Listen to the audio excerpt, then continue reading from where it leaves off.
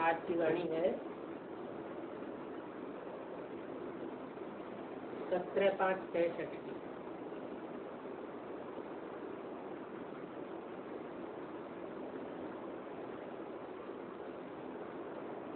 Record चला है भोलेनाथ से निराला कोई और नहीं।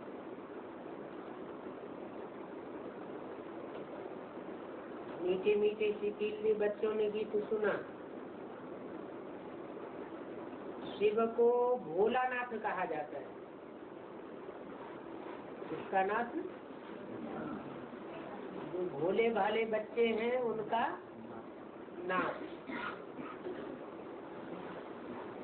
और फिर जो डमरू बजाते हैं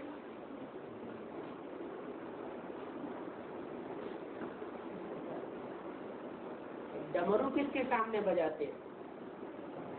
वो तो भक्ति मार्ग में बजाते हैं। लेकिन भक्ति मार्ग में सारी बातें हैं कहाँ की? मदारी डमरू बजाते हैं ना। अब डमरू तो बंदर के आगे बजाया जाता है।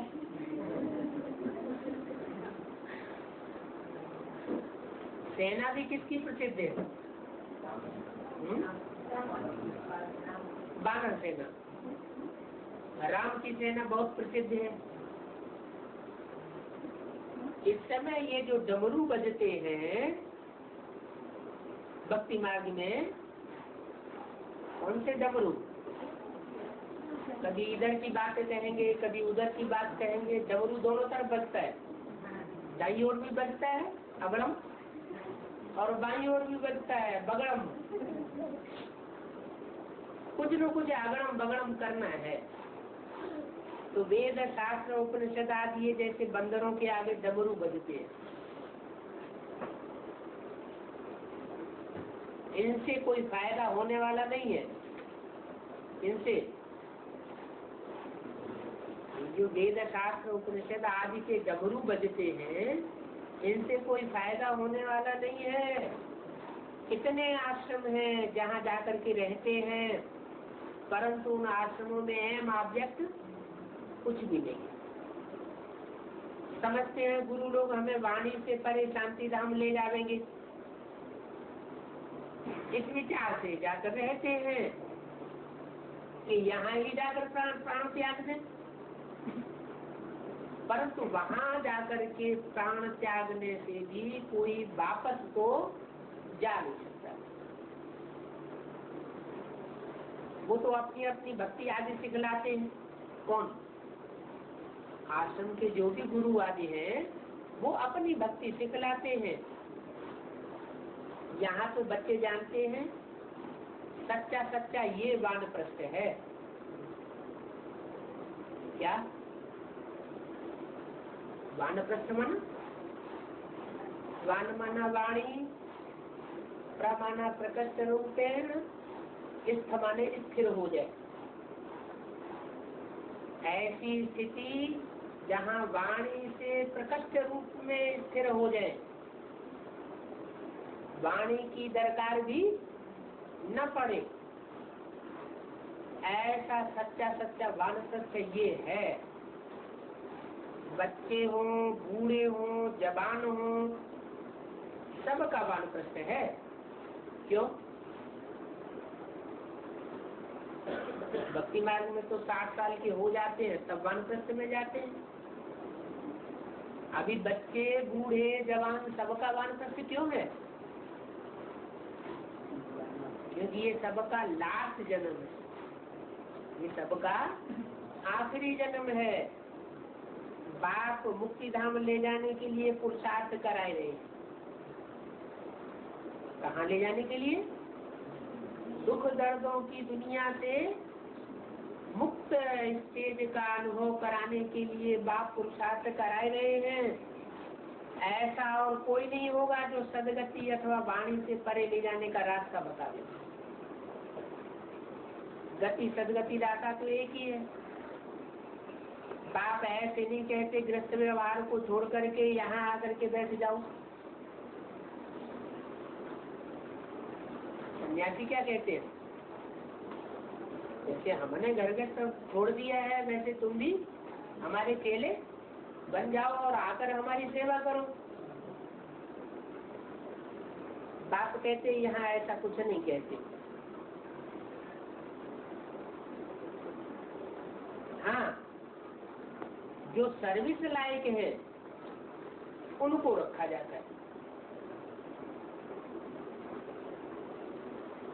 औरों को भी वानप्रस्थ का रास्ता बताते रहेंगे। सर्वसेबुल है तो, क्योंकि अभी सबका वाणी से परे जाने का समय है। वानप्रस्थ अथवा मुक्ति धाम ले जाने वाला एक ही बाप है। उस बाप के पास तुम बैठे हो। वो लोग बल वानप्रस्थ लेते हैं परंतु वापस तो कोई नहीं जा सकते। वानप्रस्थ में ले जाने वाला एक ही बाप है, वो अच्छी मत देंगे। कोई कहे बाबा हम घर बार लेकर के यहाँ आकर बैठ जाएं, पूरे घर बार के साथ आ जाएं, बाप कहते हैं नहीं, देखना होता है ये सर्विस लायक है अथवा नहीं है। कोई बंधन मुक्त है, बुजुर्ग है, सर्विसेबल है, तो उनको श्रीमती दी जाती है। बुजुर्ग है, घर में कोई काम धंधा नहीं है, रिटायरमेंट हो चुका है उधर से, तो उनको परमिशन देते हैं। और किसको देते हैं? जब सर्विसेबल है, ईश्वरीय सेवा में बड़े एक्सपर्ट हैं और बंधन मुक्त है। कोई प्रकार का बंधन लौकिक जीवन में जिनको नहीं है, उनको भी राय दी जाती है कि भले तुम ईश्वरीय सेवा में लग जाओ। जैसे बच्चे कहते हैं सेमिनार करो तो सर्विस की प्रक्रिया सीखे, कन्याओं के साथ साथ माताएं पुरुष भी सीखते जाएंगे। ऐसे नहीं कि कन्याओं को मंगाए बाकी को वापस कर देंगे, क्योंकि ये सेमिनार है ना। बाबा रोज शिक्षा देते रहते, कैसे किसको समझाना है राय देते रहते। पहले तो एक ही बात समझाओ, जिसको याद करते हो वो तुम्हारा क्या लगता है?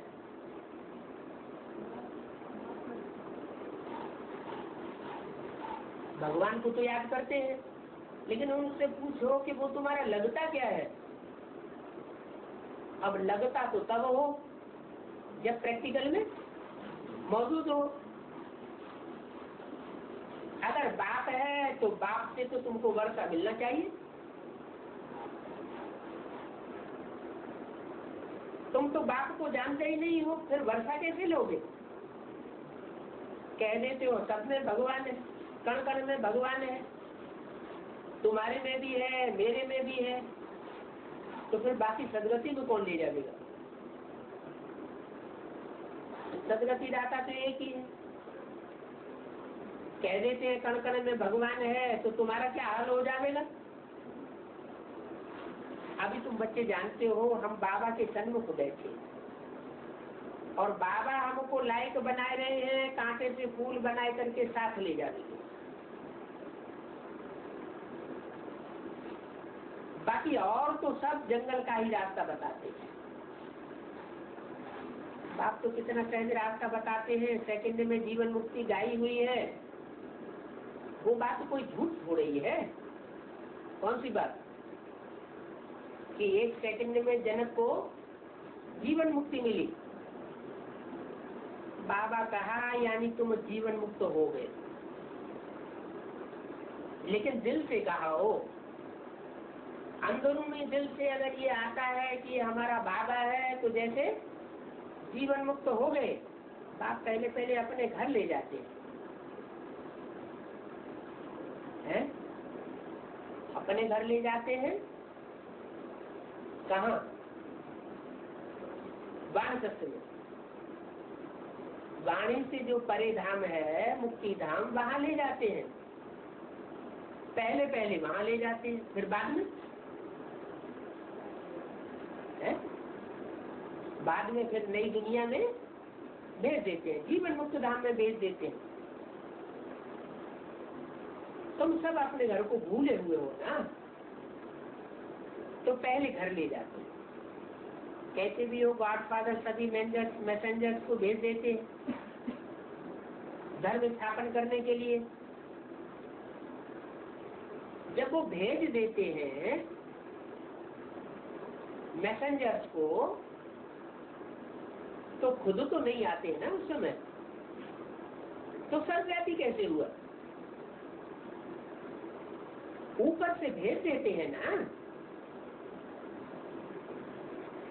ऐसे ऐसे बोलते एक रहते हैं, फिर मानते नहीं है। बाप धर्म स्थापन अर्थ भेज देते हैं, तो संख्या भी उनके पीछे आने लग पड़ेगी। इनकी जिन मैसेंजर्स को भेज देते हैं, उनके फॉलोअर्स की संख्या भी उनके पीछे पीछे एक एक करके आने लग पड़ेगी। पहले पहले है देवी देवताओं की संख्या। पहले पहले आदि सनातन देवी देवता धर्म वाले लक्ष्मी नारायण आवेंगे और अपनी प्रजा सहित आवेंगे। क्या दूसरे धर्म के जो मैसेंजर्स धर्म स्थापक आते हैं वो अपनी प्रजा सहित नहीं आते। प्रजा उनकी 200 साल के बाद बनती है। लक्ष्मी नारायण आवेंगे तो अपनी प्रजा सहित आवेंगे, और कोई प्रजा सहित नहीं आते। वो धर्म पिता है तो एक आवेगा, फिर दूसरा आवेगा, तीसरा आवेगा, और यहाँ तो तुम सब एक साथ तैयार हो रहे हो बाप से वर्षा लेने के लिए, क्योंकि यहाँ राजधानी स्थापन होती है। उन धर्म पिताओं की आने के तुरंत बाद राजधानी स्थापन होती नहीं है। उनको तो 100-200 साल अपनी जनसंख्या बढ़ाने में लगता है। ये स्कूल है। घर में रहते एक घड़ी आधी घड़ी, आधी की पुनः आध, 1 सेकंड में तुमको सिर्फ बतलाते। परम पिता परमात्मा से तुम्हारा क्या संबंध है? अगर बाप नहीं समझता है तो समझो ये कोई जंगली जानवर है। क्या किसी को बाप का परिचय दो और बाप का परिचय उसकी बुद्धि में नहीं बैठता है तो फिर उसे रवाना कर देना चाहिए। क्यों? ये कोई जंगली जानवर है, कांटों के जंगल का है। कांटों के अगर आ भी गया तो आगे चल के द्वापर युग से फिर कांटों के जंगल में चला जाएगा, कन्वर्ट हो जाएगा। तो समझो कि ये कोई जंगली जानवर है। मुख से कहते भी है परम पिता, वो तो सबका बाप क्रिएटर है। कौन? जो सबका पिता है, सब धर्म पिताओं का भी पिता है, वो तो क्रिएटर है, क्रिएट करने वाला है, सब धर्मों का क्रिएटर है। हर धर्म से चुनिंदा श्रेष्ठ आत्माओं को पहले अपनी तरफ खींच लेता है। अगर फिर भी बाप ना समझे तो कहेंगे तुम तो मूर्ख हो। बाप स्वर्ग का कहता है तो जरूर स्वर्ग की बात ही देंगे।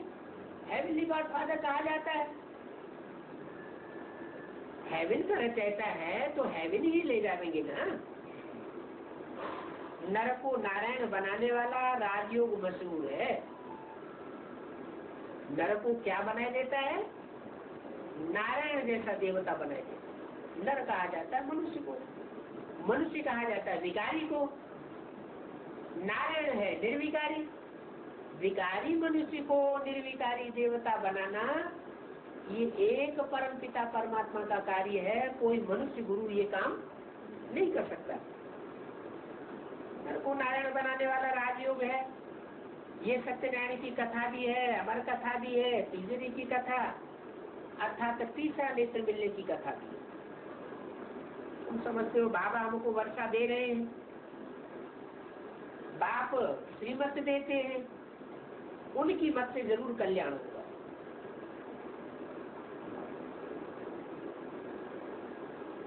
बाबा हर एक की नब्ज देखते हैं। इनको कोई बंधन नहीं है, सर्विस भी कर सकते हैं। बाबा लाइट दे करके फिर डायरेक्शन देते हैं। ऐसे नहीं कि जो आए तो उसको डायरेक्शन दे देंगे कि हाँ तुम आ जाओ, सेवा में लग जाओ। हर एक की नब्ज देखी जाती है, सर्कमस्टांसेस देख करके कहा जाता है। कोई के घर में बंधन है, छोटे छोटे बाल बच्चे हैं, बूढ़े माँ बाप हैं, घर में कोई परवरिश करने वाला नहीं है, तो थोड़े ही कह देंगे तुम यहाँ आकर के बैठ जाओ। सर्कमस्टांसेस देखे जाते हैं कि तुम यहाँ रह सकते हो या नहीं रह सकते। सर्विस भी करते रहो। जहाँ जहाँ जरूरत पड़ेगी वहाँ बुजुर्ग भी चाहिए, कन्याएं भी चाहिए, सबको शिक्षा मिलती रहती है, क्योंकि ये पढ़ाई है भगवानुवाद की।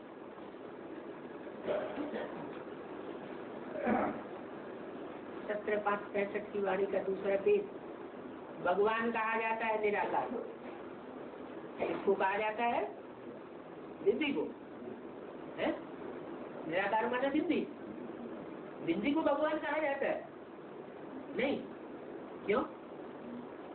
अगर बिंदी को भगवान कहा जाए तो बिंदी बिंदी बिंदी बिंदी आत्मा कीड़े मकोड़ों की भी होती है, पशु पक्षियों की भी होती है। तो सारे भगवान हो गए? नहीं, निराकार कहा जाता है जो निराकारी स्टेज को पकड़ ले, सदैव निराकारी स्टेज में रहे। निराकारी होगा तो निरहंकारी भी होगा, निरहंकारी होगा तो निर्विकारी भी होगा।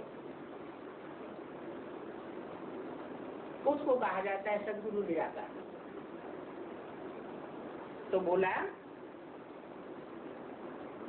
भगवान कहा जाता है निराकार को, तुम आत्मा उनके बच्चे हो।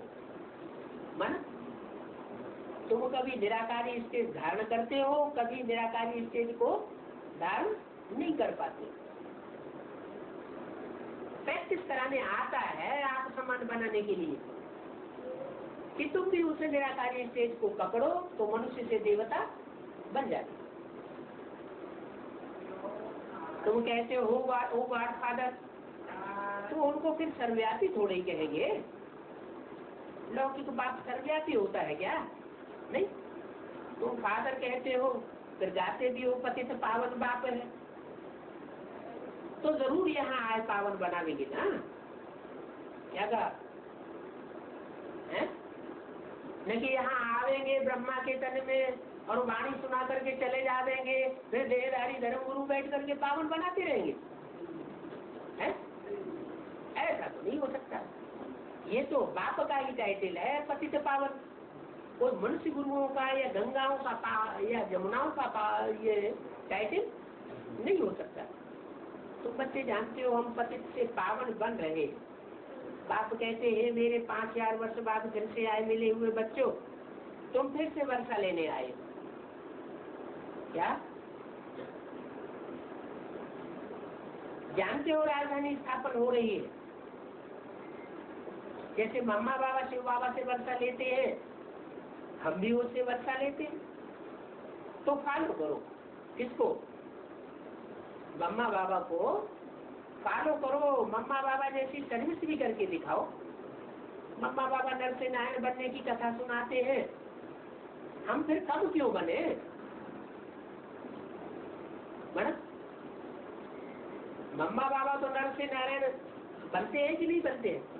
ये वाणी 65 में सुनाई जा रही थी। 65 में जब ये वाणी सुनाई जा रही थी तो जो सुनाने वाला था शिव, जिसमें बैठ करके सुनाए रहा था, वो बाबा ब्रह्मा बाबा तो सतयुग में नारायण बनने वाला था ना। तो सतयुग में नारायण बनने वाला था तो बोला मम्मा बाबा नर से नारायण बनने की कथा सुनाते हैं। ये नहीं कहा नर से नारायण बनते हैं। क्या कहा? मम्मा बाबा नर से नारायण बनने की कथा सुनाते हैं, खुद नर से डायरेक्ट नारायण नहीं बनते। क्या बनते हैं? नर से पहले प्रिंस बनेंगे गर्भ से जन्म लेकर, फिर प्रिंस बड़ा होगा तब नारायण बनेंगे। तो कहा कि नारायण बनने की वो कथा सुनाते हैं तो हम फिर कम क्यों बने? वो तो 16 कला संपूर्ण शक्ति के आज में नारायण बनेंगे। अगर हम दूसरी डिनाइस्टी में आए तो चौथाई कला कम हो जाएगी ना। तो हम कम क्यों बने? हम कम बने या बराबर बने या उससे भी ऊंचा बने? हैं? ऊंचा नहीं। वाणी में तो बोला है मैं तुम बच्चों को अपने से भी ऊंचा बनाता हूँ। तुम बच्चे इससे भी जास्ती सीखे जा सकते हो। किससे? ब्रह्मा से भी सीखे जा सकते हो। कैसे? क्योंकि ब्रह्मा का लक्ष्य नर से नारायण बनने का पूरा नहीं हुआ। उनका लक्ष्य क्या हुआ? नर से प्रिंस बनेंगे, प्रिंस से फिर नारायण बनेंगे। तो हम फिर कम क्यों बने? जानते हो वही नारायण फिर त्रेता में राम भी बनेंगे। क्या कहा? वो ही नारायण। कौन से नारायण? जो उनसे कम नहीं बनने वाले। किनसे? ब्रह्मा बाबा जो सत्ययुग में जाके प्रिंस बनेंगे, प्रिंस से नारायण बनेंगे 16 कला संपूर्ण, उस नारायण से कम बनने वाले तुम बच्चे नहीं हो। माना तुम बच्चों में से कोई ऐसे बच्चे हैं जो पुरुषार्थ करें तो नर से डायरेक्ट नारायण जैसे बन सकते हैं, और नारायण जैसे जो बनते हैं डायरेक्ट, वही फिर त्रेता में जाकर के राम भी बनते हैं। तो वही नारायण से त्रेता में राम भी बनेंगे। पहले तो सूर्यवंशी में जाना पड़ेगा ना। तो बच्चों को समझ तो है, बिगड़ समझ स्कूल में कोई बैठ नहीं सकता। बाप श्रीमत देते हैं, हम जानते हैं इनमें शिव बाबा की प्रवेशता है। नहीं तो प्रजापिता कहाँ से आए?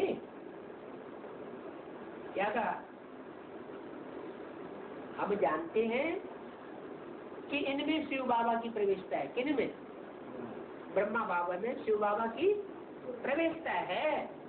अगर प्रवेशता नहीं हो तो प्रजापिता कहाँ से आए?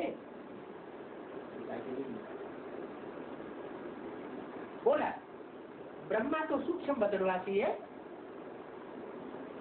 और प्रजापिता तो जहाँ प्रजा होगी वहाँ प्रजापिता चाहिए। तो ब्रह्मा तो सूक्ष्म बदनवासी बन गए 67 के बाद। ब्रह्मा 67 के बाद सूक्ष्म बदनवासी बन गए, तो प्रजापिता कहाँ गया? इसका मतलब जो ब्रह्मा सूक्ष्म बदनवासी बन गए उनका मात्र टाइटल था प्रजापिता का, वो असली प्रजापिता नहीं थे। इनमें शिव बाबा की प्रवेशता है, नहीं तो प्रजापिता कहाँ से आए? ब्रह्मा तो सूक्ष्म बदनवासी है, प्रजापिता तो यहाँ चाहिए ना। माना प्रजापिता का जो पार्ट है वो आदि से लेकर के अंत तक प्रजा के साथ है। जैसे शिव बाबा बच्चों को साथ लेकर के जाएगा, वैसे प्रजापिता भी बच्चों के साथ ही वापस जाएगा। तो प्रजापिता जरूर यहाँ चाहिए। बाप कहते हैं मैं ब्रह्मा द्वारा स्थापना करता हूँ। क्या? ब्रह्मा द्वारा स्थापना करता हूँ। काई की स्थापना करता हूँ? स्वर्ग की स्थापना करता हूँ, राजधानी की स्थापना करता हूँ, या ब्राह्मण धर्म की स्थापना करता हूँ? हाँ, ब्रह्मा द्वारा सिर्फ ब्राह्मण धर्म की स्थापना करता हूँ। ब्राह्मण किन्हें कहा जाता है? जो अपने जीवन में पवित्रता को नंबरवार धारण करते हैं, उन्हें कहा जाता है ब्राह्मण। तो ब्रह्मा द्वारा स्थापना करता हूँ किसकी? ब्राह्मणों की। इस ब्रह्मा में प्रवेश करता हूँ। मुझे कहते हैं ज्ञान का सागर, तो हमें निराकार ज्ञान कैसे सुना देगा? निराकार माना ज्योति बिंदु कैसे ज्ञान सुना दे? वो निराकार जब जिसमें प्रवेश करे और उसकी निराकारी स्टेज बने, तब हमें असली ज्ञान सुनाई सकता है। जैसे और धर्म पिताएं सृष्टि पर आए, सभी की निराकारी स्टेज चित्र में देखने में आती है। गुरु नानक को देखो, क्राइस्ट को देखो, महात्मा बुद्ध को देखो, चेहरे से ही देखने से उनकी निराकारी स्टेज झलकती है ना। तो जो धर्म पिताओं का भी पिता है, बापों का भी बाप है, वो तो जरूर निराकारी स्टेज में होगा। लेकिन ब्रह्मा के कोई भी ऐसे चित्र नहीं है जिनमें उनकी निराकारी स्टेज देखने में आए। क्यों? क्योंकि उनका नाम ब्रह्मा है। ब्रह्म माने बड़ी, माँ माने माँ। वो बड़ी से बड़ी माँ है सृष्टि की, लेकिन पिता बीज नहीं, इसलिए उनकी किसी चित्र में बीज रूप स्टेज नहीं दिखाई गई। माँ होती है धरणी के समान, बीज को धारण करने वाली। माँ होती है स्थूल, और बीज रूप जो पिता होता है, जैसा गीता में कहा हम बीज प्रदत्त पिता, मैं बीज बोने वाला पिता हूँ, वो पिता निराकारी स्टेज वाला होता है। इसलिए बोला मैं इस ब्रह्मा में प्रवेश करता हूँ। मुझे कहते हैं ज्ञान का सागर, तो हमें निराकार ज्ञान कैसे सुनावेगा? कृष्ण को तो ज्ञान का सागर नहीं कहेंगे, ये ज्ञान कृष्ण की आत्मा में नहीं है। क्या कहा है? कृष्ण पत्ता है या बीज है? बीज रूप स्टेज धारण करने वाला निराकारी स्टेज वाला है, या कृष्ण इस सृष्टि का पहला पत्ता है? वो तो पहला पत्ता है। पत्ते की स्टेज अपनी होती है, बीज की स्टेज और कर्म अपना होता है। तो ये ज्ञान कृष्ण की आत्मा में नहीं है। कृष्ण की आत्मा बहुत जन्मों के अंत में ज्ञान लेकर फिर कृष्ण बनी, अभी नहीं। तुम जानते हो भगवान द्वारा राजयोग सीख देवी देवता स्वर्ग के मालिक बनते हैं। बाप कहते हैं कल्प कल्प तुमको राजयोग सिखलाता हूँ। पढ़ाई से राजा ही मिलती है, तुम ही राजाओं का राजा बनेंगे। जैसे इंजीनियरिंग पढ़ाई पढ़ते हैं तो इंजीनियर बनते हैं, वकालत की पढ़ाई पढ़ते हैं तो वकील बनते हैं, डॉक्टर की पढ़ाई पढ़ते हैं तो डॉक्टर बनते हैं। ये राजयोग की पढ़ाई सिवाय बाप की और कोई पढ़ाई नहीं। ये पढ़ाई पढ़ने वाले क्या बनते हैं? राजा बनते हैं। क्यों? इसका पढ़ाई का नाम ही है राजयोग की पढ़ाई। ये इंजीनियरिंग की डॉक्टरी की पढ़ाई नहीं है, इसका नाम ही क्या है? राजयोग की पढ़ाई। तुम राजाओं का राजा बनेंगे, तुम्हारी अहम ऑब्जेक्ट ही है क्या? राजा बनने की अहम ऑब्जेक्ट। जो दुनिया में कोई पढ़ाई नहीं पढ़ाता है, वो पढ़ाई बाप आकर के पढ़ाते हैं, और एक ही जन्म में आकर के पढ़ाते हैं। बार बार हर जन्म में ये पढ़ाई नहीं पढ़ाई जाती कि 84 जन्म में ये पढ़ाई पढ़ाई जाती होगी। ये बाप एक ही जन्म में आकर के आत्मा में ऐसी शक्ति भर देते हैं कि वो आत्मा जन्म जन्मांतर का अगर राजा बन गई होगी तो ऐसा पुरुषार्थ करके दिखा दे। तुम्हारी अहम ऑब्जेक्ट ये है, आए हो फिर से तो सूर्यवंशी देवी देवता बनते। एक देवी देवता धर्म की स्थापना हो रही है और सब धर्मों का विनाश हो जाए। अभी तो अनेक धर्म हैं, अनेक गुरु हैं, वो सब खलास हो जाएंगे। इन सब गुरुओं का गुरु सदगति दाता बाप एक ही है। साधु लोगों की सदगति करने आया हूँ। तो जो मनुष्यों की बनाई हुई गीता है उसमें भी क्या लिखा है? परित्राणाय साधुनाम। साधुओं का परित्राण रक्षा करने के लिए आता हूँ। तो साधुओं की सदगति करने आया हूँ, आगे चल करके वो भी तुम्हारे आगे पूंछ लटकावेगी। अभी तो बहुत अहंकार में है, तुम्हारी कोई बात सुनना नहीं चाहते, क्योंकि उनकी एक एक मजमे में लाखों की पब्लिक इकट्ठी हो जाती है और तुम्हारे तो मुट्ठी भर लोग हैं, इसलिए वो तुम्हारी अभी कोई बात सुनना नहीं चाहते। आगे चल करके वो तुम्हारे आगे पूंछ लटकावेगी। तलब पहले मुआवजा। तुम्हारी बुद्धि में सारा ड्रामा का राज है। जानते हो सूक्ष्म वतन में है ब्रह्मा विष्णु शंकर, और ये फिर है प्रजापिता। क्या अगर निराकारी स्टेज में है, आकारी स्टेज में है, देवभानी की स्टेज में नहीं है, तो उनको कहा जाता है फरिश्ता। फर्श की दुनिया वालों से उनका बुद्धि का कोई रिश्ता नहीं है। तो ऐसे जो फरिश्ते स्वरूप हैं वो ब्रह्मा विष्णु शंकर की स्टेज है। लेकिन अगर उनकी भी ये स्टेज नहीं है तो वो भी किसकी औलाद हुए? प्रजापिता ब्रह्मा की औलाद हुई। जैसी प्रजापिता की स्टेज चाहिए, प्रजा के साथ प्रजापिता होना चाहिए, साकारी स्टेज वाला, ऐसे ही उन बच्चों की भी स्टेज बनती है। तो साकारी, आकारी, निराकारी, ये 3 स्टेज की प्रैक्टिस तुम बच्चों को यहाँ करनी सिखाई। तो बोला ये फिर है प्रजापिता और वो है सूक्ष्म वतनवासी ब्रह्मा विष्णु शंकर। कहते हैं ब्रह्मा के बूढ़े तन में प्रवेश करता हूँ।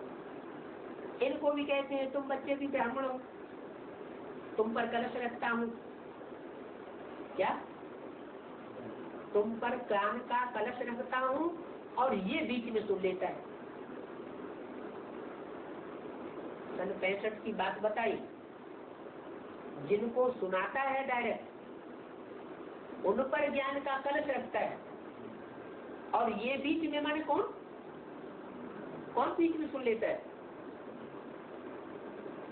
ब्रह्मा। मैंने मैं इनको नहीं सुनाता हूँ, इनको सुनाता हूँ, मैं तुम बच्चों को सुनाता हूँ, ये बीच में सुन लेता है।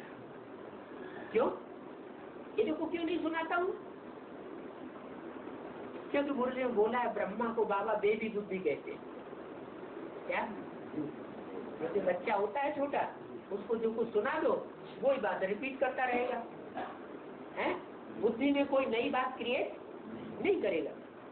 तो मैं तुम बच्चों को सुनाता हूँ, माने तुम बच्चों में नंबरवार पुरुषार्थ कोई बच्चे हैं जो बाबा की सुनाई, शिव बाबा की सुनाई हुई बातों को मनन चिंतन मंथन करने वाले हैं, उन बातों को गहराई से बुद्धि से समझने वाले हैं। बाकी ये ब्रह्मा ये बुद्धि से गहराई से समझेगा नहीं, क्योंकि इसका पार्टी है नई सदी की दुनिया में बच्चे के रूप में जन्म लेने का। क्या? और तुमको तो उन बच्चों को जन्म देने वाला माता पिता बनना है। तो जिनको माता पिता बनना है, सतयुग में प्रिंस को जन्म देने वाला बनना है, उनकी बुद्धि तो नई दुनिया बनाने के लिए चलेगी या नहीं चलेगी? उनकी बुद्धि तो जरूर चलेगी। तो बोला तुम पर कलश रखता हूँ, बीच में ये भी सुन लेते हैं। तुम अपने जन्मों को नहीं जानते, मैं बैठ बतलाता हूँ। तुमने इतने जन्म लिए हैं, जानवर मिशन भी मनुष्य ही बन पड़े हैं।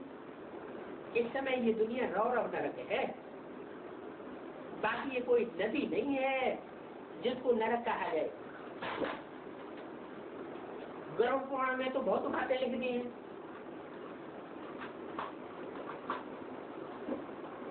क्या? नरक के बारे में गरुड़ पुराण में तो ढेर सारी बातें लिख दी हैं। लोग सुन करके डर जाते हैं। अब बाबा इन द्वारा बैठ समझाते हैं, गरीब भोले बच्चों मैं तुमको समझाता हूँ, फिर ऊंचते हूँ साहूकार बनाता हूँ। तुम जानते हो हम सूर्यवंशी मालिक बनते हैं, फिर धीरे धीरे गिरते गिरते अब देखो क्या हो गए। कैसा वंडरफुल खेल है। स्वर्ग में कितने माला माल थे, अभी भी राजाओं के बहुत बड़े बड़े महल हैं। कहाँ हैं? अभी भी बने हुए हैं जयपुर में। अभी भी ऐसे ऐसे महल हैं जो आगे वाले तो पता नहीं कैसे होंगे। गवर्नमेंट हाउस ऐसा नहीं बनाते। राजाओं के महल बनाने का भवका ही अलग होता है। अच्छा, अभी मैं फिर से तुमको कितनी खुशी देता हूँ। यहाँ तो बाबा झट साक्षात्कार कराए देते हैं। जो दिव्य दृष्टि से देखते हैं वो फिर तुमको प्रैक्टिकल में भी देखना है। क्या? ये कि आज से लेकर के जितने भी साक्षात्कार कराए हैं वो फिर प्रैक्टिकल में उन बातों को तुम बच्चे देखेंगे, इन आंखों से देखेंगे। वो तो बंद आंखों से साक्षात्कार किए और तुम बच्चे इन आंखों से देखेंगे, तुमको बहुत खुशी होगी। भक्ति मार्ग में मीरा को बल साक्षात्कार हुआ, परंतु वो कोई वैकुंठ की मालिक थोड़ी बनी। तुम तो प्रैक्टिकल में मालिक बनते हो। क्या अंतर हुआ भक्ति मार्ग के साक्षात्कारों में और तुम्हारे में? क्या अंतर हुआ? वो सिर्फ साक्षात्कार करते हैं, अल्पकाल की खुशी लेते हैं, लेकिन वो प्रैक्टिकल में स्वर्ग में नहीं जा सकते। कौन? भक्त। दुनिया वाली भक्तों की ही बात बाबा कर रहे हैं कि ज्ञान के अंदर भी दीदी दादियां दादाएं जो है वो साक्षात्कार करते रहे। उनकी भी बात हो रही है, उनकी भी बात हो रही है। वो भी साक्षात्कार तो करते रहे, लेकिन इन आंखों से स्वर्ग वो नहीं देख सके। और तुम प्रैक्टिकल में स्वर्ग देखेंगे भी। तुम तो प्रैक्टिकल में मालिक बनते हो। तो तुम किससे कहा जाता है?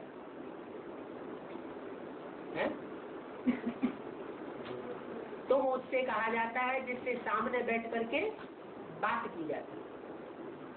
तो तुम तो प्रैक्टिकल में मालिक बनते हो। अभी तो है नरक। एक दो को काटते रहते हैं, लड़ते रहते हैं। बच्चे बाप का, भाई का खून कर देते हैं पैसे के लिए। कोई बिल आज नहीं करके जाते हैं तो देखो कोर्ट आज में कितना खर्चा करना पड़ता है। आज सारी प्रॉपर्टी तो कोर्ट ही ले जाती है, वहां लड़ाई आदि की कोई बात नहीं। अब की कमाई में तुम 21 जन्म पद पाते हो, तो तुम बच्चों को कितनी खुशी होनी चाहिए। पहले पहले बाप का परिचय, बाप की बायोग्राफी को न जाने तो बाकी बाबा कहने से कोई फायदा नहीं। बाबा कहा माने बुद्धि में बाप की प्रॉपर्टी बैठ जानी चाहिए। क्यों ऐसे क्यों कहा?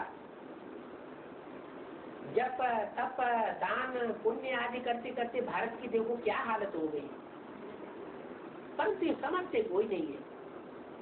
भक्ति के बाद भगवान मिलेगा इस बात की समझ कोई को है नहीं। क्या कि 63 जन्म की भक्ति जब पूरी होती है तो अंत में अंतिम जन्म में आकर के भगवान की प्राप्ति होती है। अंतिम जन्म ऐसे नहीं कहेंगे संक्षिप्त से हो गया। क्यों? क्योंकि बहुत से ब्राह्मण ऐसे भी हैं 2-2 3-3 जन्म भी लेते हैं, तो उसे अंतिम जन्म नहीं कहेंगे। ऐसे नहीं, उस समय भगवान की प्राप्ति हो ही जाती है। आया तो भगवान, लेकिन प्रत्यक्ष नहीं हुआ। जब प्रत्यक्ष ही नहीं हुआ तो किसी की बुद्धि में बैठ नहीं सकता कि हमको भगवान मिल गया। अगर खुदा न खास्ता बुद्धि में बैठ भी गया साक्षात्कार आदि करने से, तो आज बुद्धि में बैठेगा और कल नशा उड़ जाएगा। तीसरी आंख जब तक नहीं खुली है तब तक परमानेंट प्राप्ति किसी को नहीं हो सकती। तो कोई समझते नहीं है कि भक्ति के बाद भगवान मिलेगा। माना ज्ञान में आने के बावजूद भी 36 के बाद बहुत से ऐसे हैं जिनकी भक्ति अभी भी चल रही है। क्या भक्ति चल रही है? जैसे भक्ति मार्ग में रथ यात्रा निकालते रहते हैं जड़ चित्रों की, वैसे अभी भी जड़ यात्राएं निकालते रहते हैं। जैसे भक्ति मार्ग में पंडित पुजारी कहते हैं चलो, कहाँ चलो? तीर्थ यात्रा करने चलो, हमारी कमाई हो जाएगी बीच में। ऐसे यहाँ भी कहते रहते हैं। ये ढेर सारी बातें हैं जो भक्ति मार्ग की ब्राह्मणों की दुनिया में भी चलती रहती है। भक्ति सारी जब उड़ जाए तो कहेंगे कि ज्ञान का वर्षा परमात्मा बाप से हम बच्चों को मिल गया। जिनको ऐसा वर्षा मिलता है ज्ञान का अटूट, उनके लिए फिर कहा है कि इन आंखों से स्वर्ग को देखेंगे। कौन देखेंगे? जिनकी भक्ति के संस्कार पूरे उड़ जाएंगे, वो इन आंखों से भक्ति। अगर भक्ति के थोड़े भी संस्कार रह गए, क्या अगर भक्ति की कोई भी निशानी जीवन में देखने में आती है तो इन आंखों से स्वर्ग नहीं देख सके। तो कहते हैं भक्ति के बाद भगवान मिलेगा, परंतु कब मिलेगा और किनको मिलेगा? भक्ति तो सब करते हैं, परंतु सबको तो राजा ही नहीं मिलेगी। तो देखो कितनी गुंजाइश है समझने की। तुम कोई को भी समझा सकते हो, ये शास्त्र आदि जो कुछ पढ़ते हो वो सब भूल जाओ। क्या ये शास्त्र वगैरह जो कुछ पढ़ते हो वो सब भूल जाओ। इनके पढ़ने से भगवान की प्राप्ति नहीं हो सकती। कैसे हो सकती है? भगवान जिनको सन्मुख मिलता है उनको प्राप्ति। सन्मुख मिला नहीं, समझते हैं 69 में शरीर छोड़ गया, फिर वो सुनाई हुई वाणी 68 से पहले की सुन रहे हैं, तो सन्मुख तो नहीं हुआ।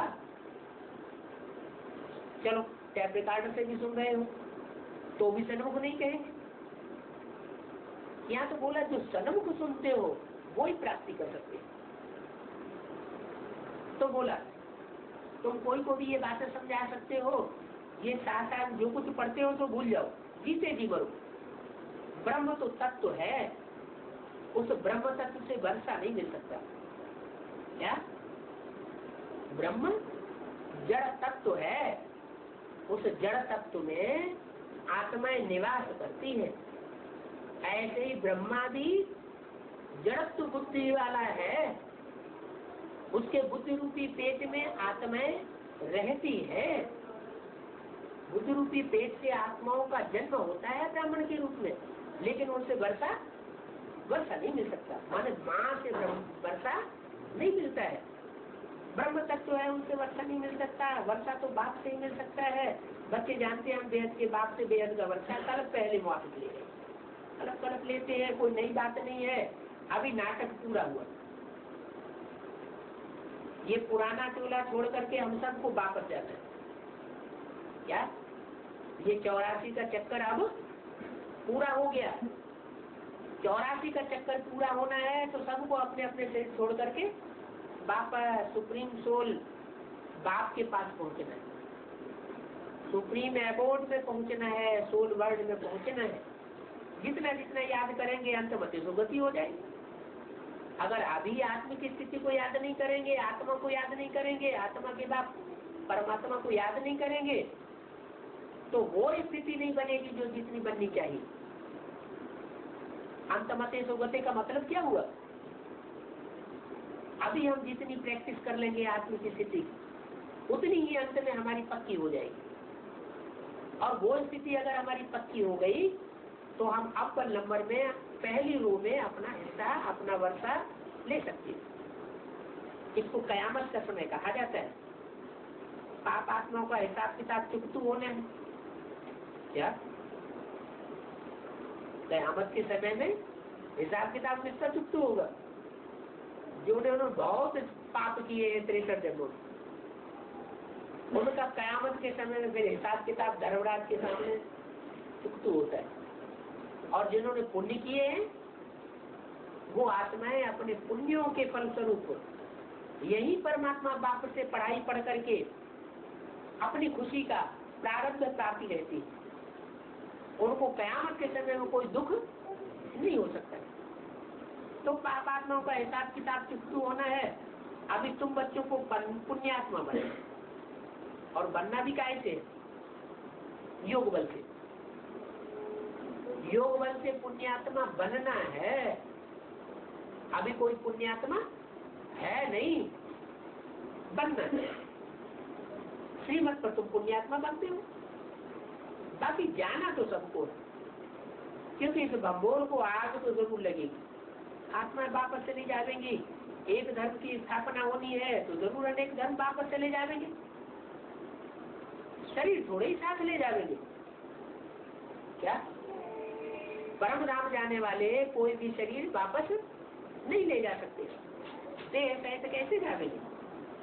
फिर कोई कहते हैं मोक्ष मिल जाए, परंतु ये कैसे हो सकता है?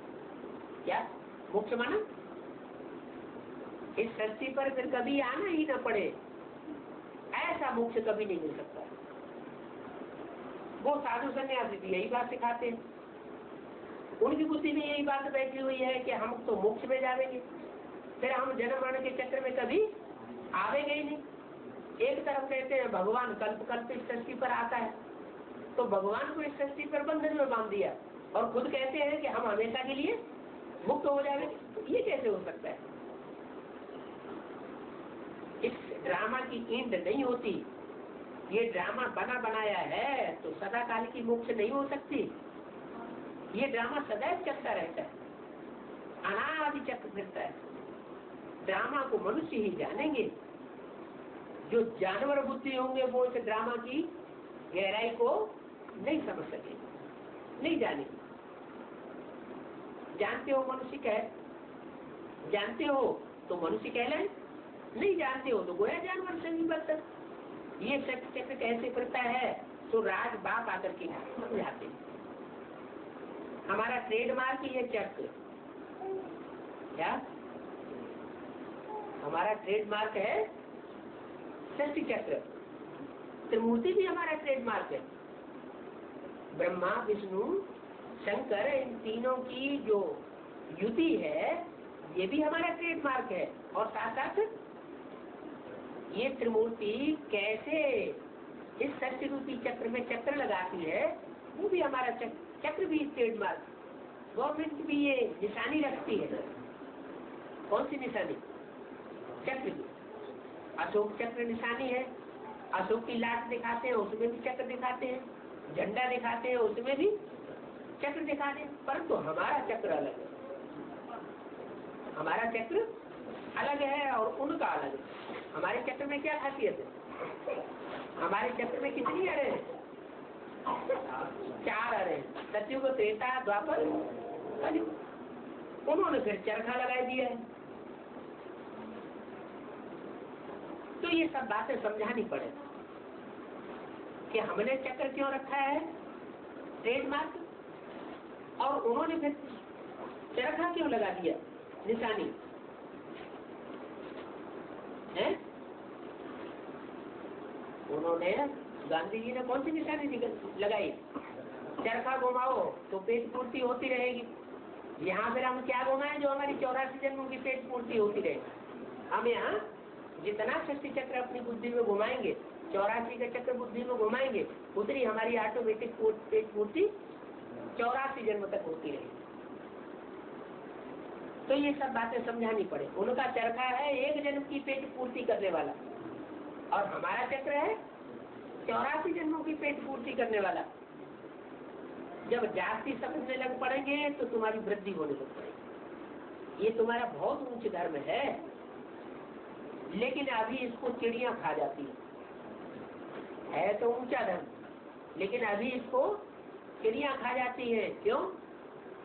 क्योंकि छोटा वृक्ष होता है तो उसको तूफान ज्यादा असर करता है।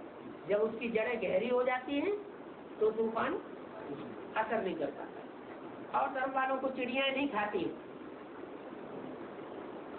क्या? हाँ, तुम्हारा ये धर्म ऐसा है जिसको चिड़िया खा जाती हैं। इनको माया रूपी चिड़िया खा जाती है। श्रीमत पर नहीं चलते हैं तो चिड़िया खाती है। अगर श्रीमत पर चलते रहे तो सुरक्षा होती रहेगी। इस दुनिया में कोई शौक नहीं रखना है। ये कब्रिस्तान है। बाबा कहते हैं शौक नहीं रखना है, फिर भी बच्चे मानते नहीं है, कोई न कोई शौक रखते हैं, तो माया की चिड़िया खाती रहती है। अगर ये समझे कि ये दुनिया कब्रिस्तान है, काहे का स्थान है, इस दुनिया में सब देह अभिमानी की कब्र में दाखिल हुए पड़े, तो इस दुनिया से बैराग आता रहे। वैसे भी जब शमशान घाट में लोग जाते हैं थोड़े समय के लिए, तो बुद्धि में बैराग आ जाता है। अगर हम सदैव ये बुद्धि में धारण करके रखें कि ये दुनिया कब्रिस्तान है, अभी कब्रिस्तान होने वाली है, तो इस दुनिया से बुद्धि योग लगेगा नहीं। इस दुनिया में कुछ भी नहीं है क्या?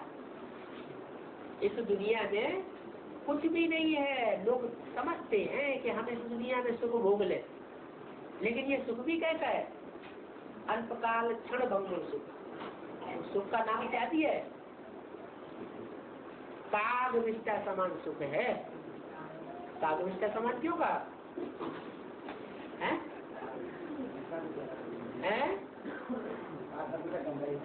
नहीं, मनुष्य जो कुछ खाता है उसका रस खींच लेता है, फूड बन जाता है, जो कचरा बचता है उसको कहा जाता है विष्टा। उस विष्टा को भी कौआ खाता है।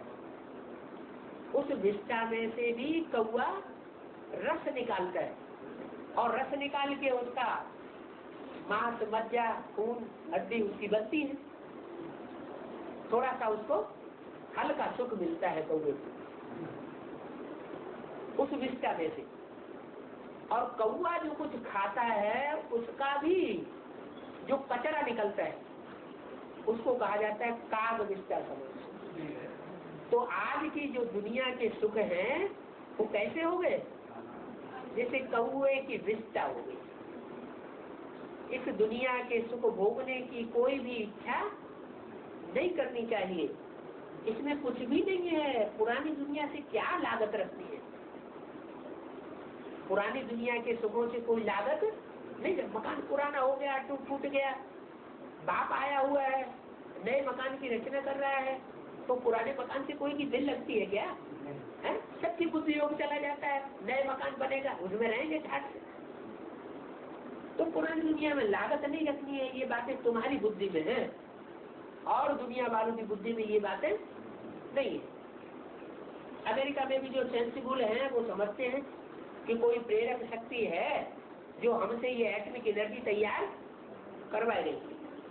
मौत सामने खड़ा है, विनाश तो होना ही है। सबके दिल खाती रहती है। इस दुनिया में सबके दिल अंदर ये बात खाती रहती है, विनाश हुआ कि हुआ, क्योंकि एटॉमिक एनर्जी सबके सामने ड्रामा की भागी है। बाप बहुत अच्छी रीति समझाते हैं, श्रीमत पर जितना चलेंगे उतना श्रेष्ठ बनेंगे, नहीं तो अपन को घाटा पहुंचाएंगे। शिव बाबा तो आता है, उनको कोई आसक्ति नहीं है। कोई सोचे कि बाबा ये बार बार क्यों कहते हैं कि मेरे को याद करो, आत्मिक स्थिति में रहो, स्वर्ग को याद करो, अपने घर को याद करो, बार बार क्यों कहता है? बाबा को कोई प्राप्ति होती होगी, लेकिन बाबा को इस बात में कोई आसक्ति नहीं है। बाबा तो तुम बच्चों के कल्याण के लिए ये बात बोल रहा है, आसक्ति नहीं है, खुद ही है ही निराकार। आसक्ति किसको होगी? जिसको शरीर होगा उसको आसक्ति होगी, जिसको रत होगा उसको स्वार्थ होगा, जिसको रत ही नहीं तो उसको स्वार्थ किस बात का होगा? वो तो खुद ही निराकार है। ये सब कुछ बच्चों का है, नई दुनिया भी तुम्हारे लिए। ये बात किसने कही कि नई दुनिया तुम्हारे लिए, मेरे लिए नहीं है? मैं तो स्वर्ग में आता ही नहीं हूँ। ये नई दुनिया जो तैयार हो रही है तुम्हारे लिए है। विश्व की बादशाही अब स्थापन करते हैं, हम ही राज्य करेंगे। बाबा कितना निष्ठानी है। बाप कहते हैं देखो मैं कहाँ से आता हूँ। पतित कहते हैं पतित दुनिया में आओ। क्या जो पतित बन चुके हैं, अनेक जन्म भोगते भोगते, वो कहाँ बुलाते हैं मेरे को?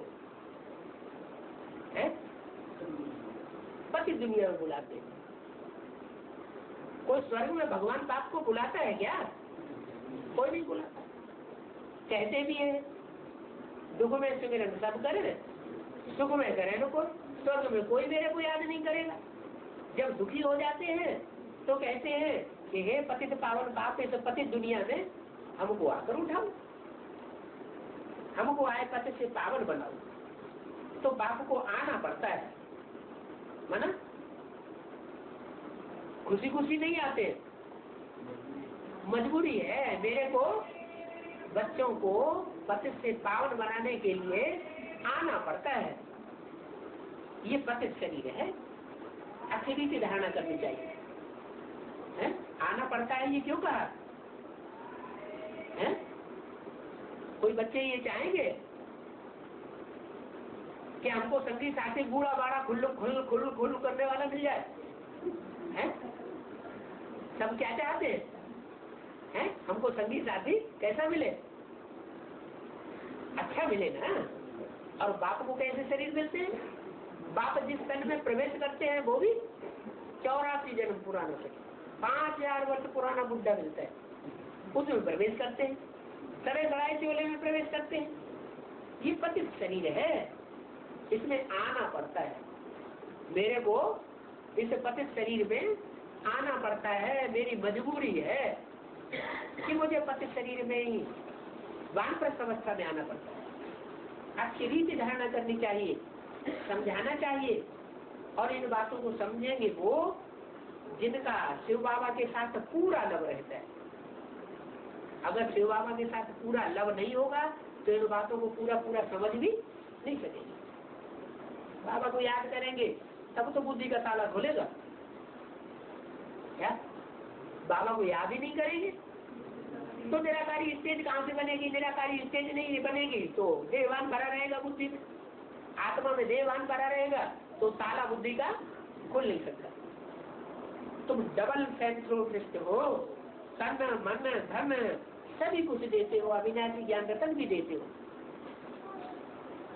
क्या जो कंप्लीट दानी होते हैं वो तुम हो। बाबा को तुम क्या देते हो तो तुम दानी, कंप्लीट दानी तुम हो। लेकिन शिव बाबा को क्या देते हो? शिव बाबा को देने के लिए तुम्हारे पास क्या है? क्या है? तो करनी घोर ब्राह्मण कहा जाता है। करनी घोर ब्राह्मण होते हैं तो क्या लेते हैं? जब कोई मरता है तो उसकी जो भी पुरानी चीजें होती है, पुरानी कमीज, पुरानी धोती, पुराने कपड़े, पुरानी खटिया, चरपैया, जो भी पुराना पुराना सामान है वो सारा लेते हैं। उनको कहा जाता है करनी घोर। तो बाप भी क्या बन करके आया हुआ है? करनी घोर ब्राह्मण बन करके आया हुआ है। कहते हैं तुम्हारे पास जो भी कफपन है पुराना वो सब मेरे को दे दो। तुम क्या देते हो? करनी घोर को देते हैं ना, नाम तो ईश्वर का ही लेते हैं। करनी घोर को भी देते हैं तो किसका नाम लेते हैं? ईश्वर समर्पण। किसको समर्पण करते हैं? ईश्वर समर्पण नाम है। ईश्वर भूखा है क्या? वो तो बिंदी है, उसको तो अपना मुख और पेट भी नहीं है। वो कैसे खाएगा?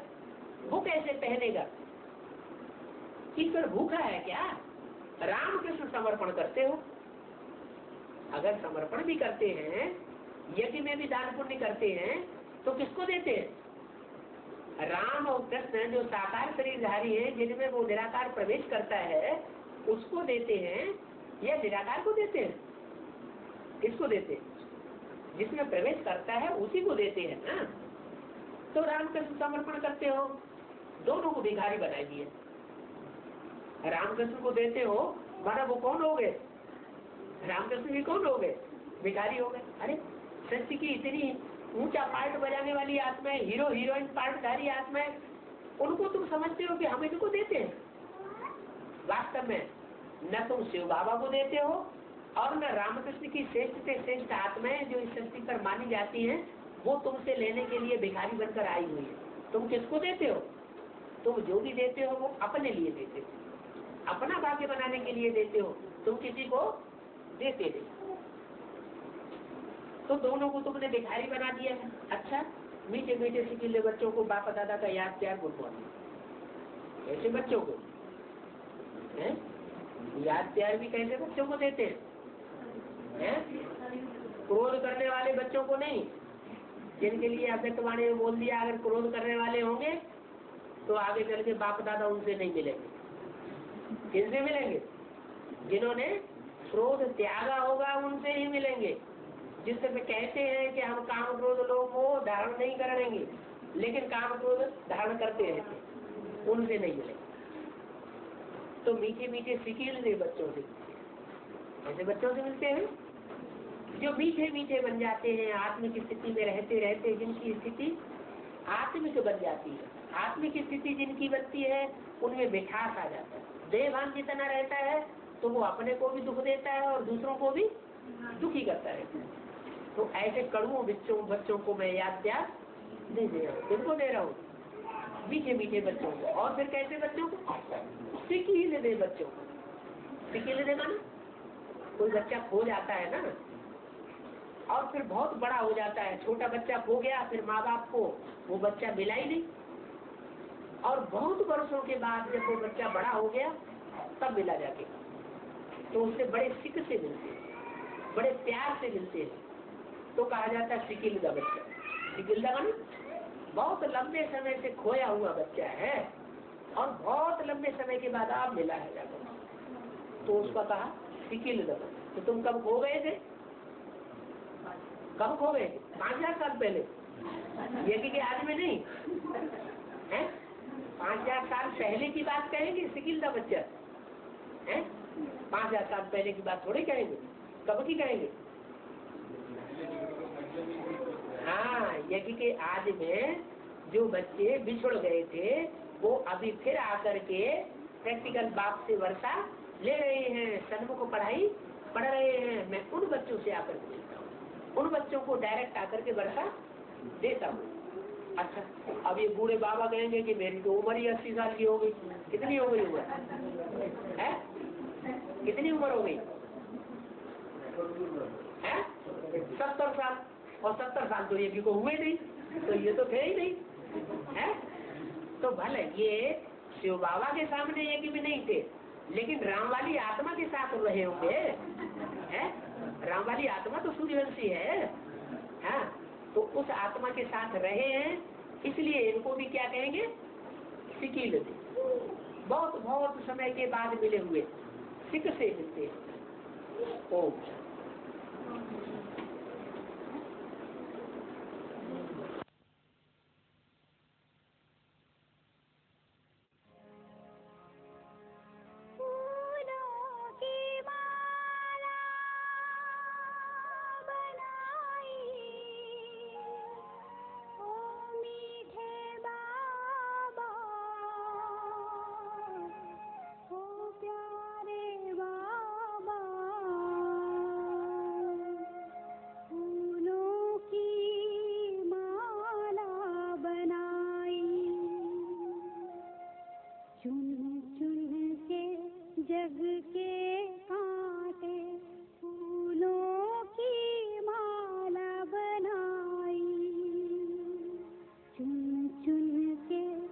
जग के कांटे फूलों की माला बनाई।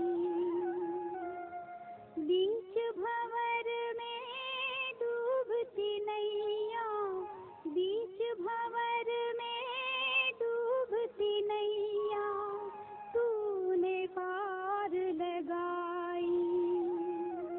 चुन चुन के जग के कांटे फूलों की माला बनाई।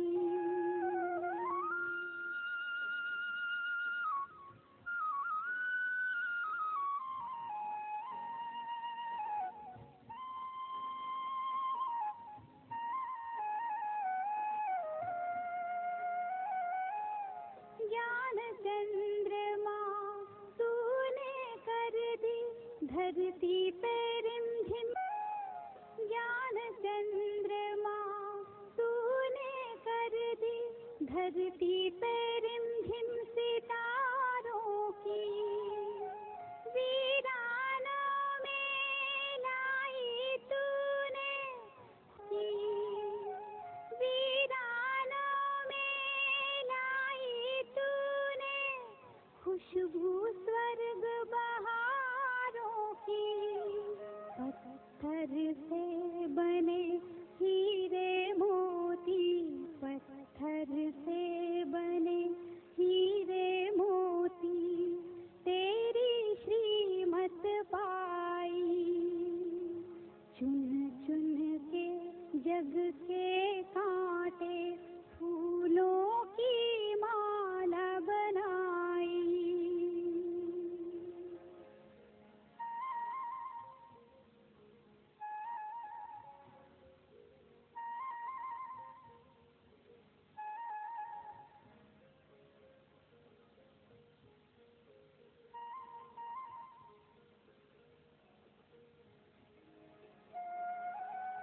सूखे थे पौधे मुरझाई कलियां, रस तूने भर डाला।